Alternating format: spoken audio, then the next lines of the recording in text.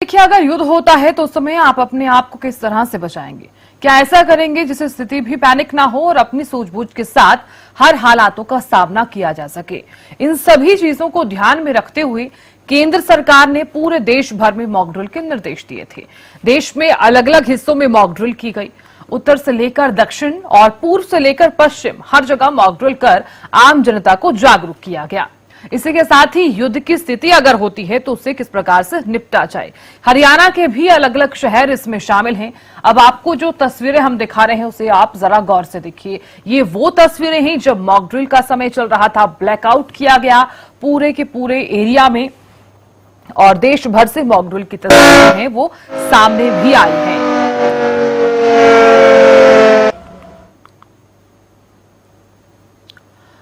तो इसी के साथ ही तस्वीरें तो लगातार हम साझा कर ही रहे हैं और साथ ही साथ ये जो तस्वीरें हैं वो ये भी बता रही हैं कि अगर ऐसी स्थिति होती है, युद्ध की स्थिति होती है तो हमें किस प्रकार से बचना है। खबर पर ज्यादा जानकारी और विश्लेषण करने के लिए हमारे विशेष संवाददाता रवि कालीरमन जुड़ गए हैं। रवि, देखिए, ब्लैकआउट किया गया, मॉक ड्रिल की वो तस्वीरें भी हमने देखी। ऐसे में लोगों तक ये संदेश पहुंचाया गया कि अगर युद्ध की स्थिति होती है तो क्या अभ्यास होना चाहिए, किस तरह की स्थिति होगी वहां पर और हमें उस स्थिति से किस प्रकार से निपटना है। क्या क्या चीजें रही ब्लैकआउट के दौरान और मॉक ड्रिल के दौरान?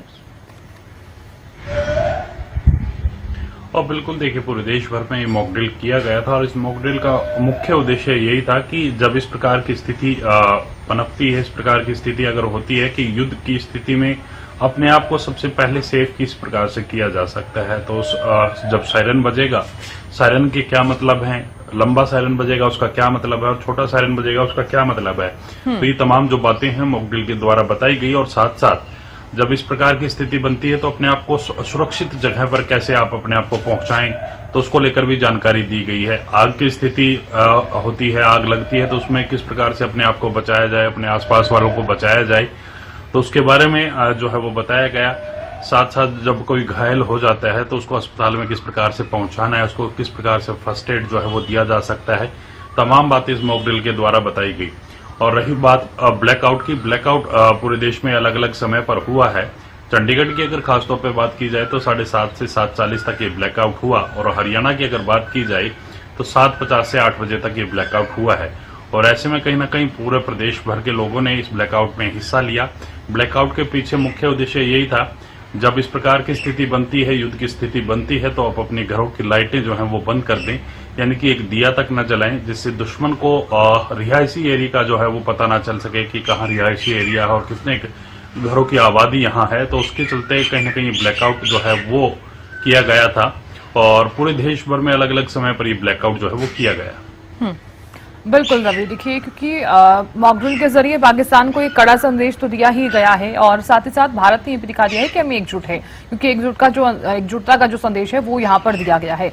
रवि, आप दर्शकों को ये भी बताइए कि मॉक ड्रिल के दौरान जो गाइडलाइंस जारी की गई थी सरकार के द्वारा, वो गाइडलाइंस क्या है?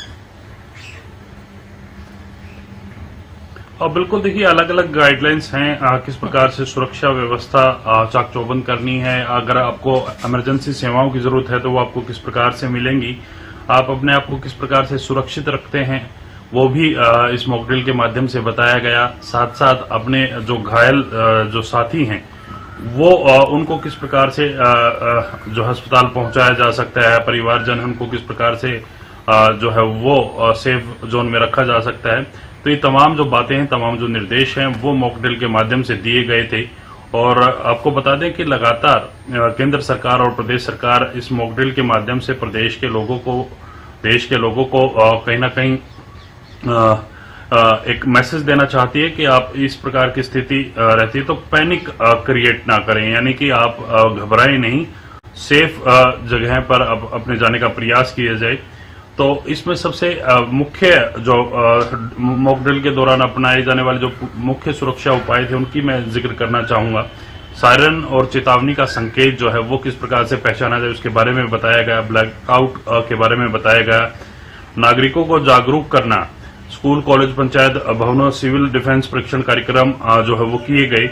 लोगों को सिखाया गया कि बम या मिसाइल हमले में शरण कैसे लेनी होती है, क्या सावधानियां बरतनी होती हैं। इसके साथ साथ बिजली घर, रेलवे स्टेशन, सैन्य डिपो, जैसे संवेदनशील संस्थानों को किस प्रकार से आप सेफ रख सकते हैं आपके आसपास, अगर इस प्रकार के जो संस्थान हैं उनको आप किस प्रकार से ढक सकते हैं, उनको छुपाया जा सकता है, उसके बारे में बताया गया।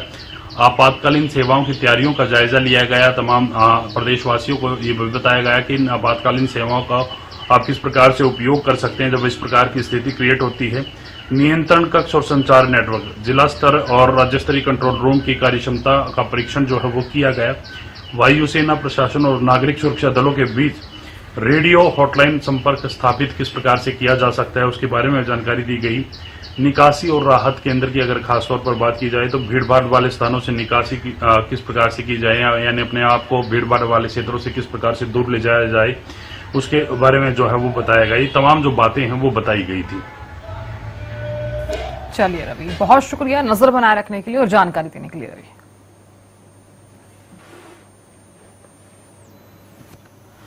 इसी के साथ ही अब आपको कुछ तस्वीरें दिखा रहे हैं दिल्ली, महाराष्ट्र, तेलंगाना और केरल से जो तस्वीरें सामने आई हैं।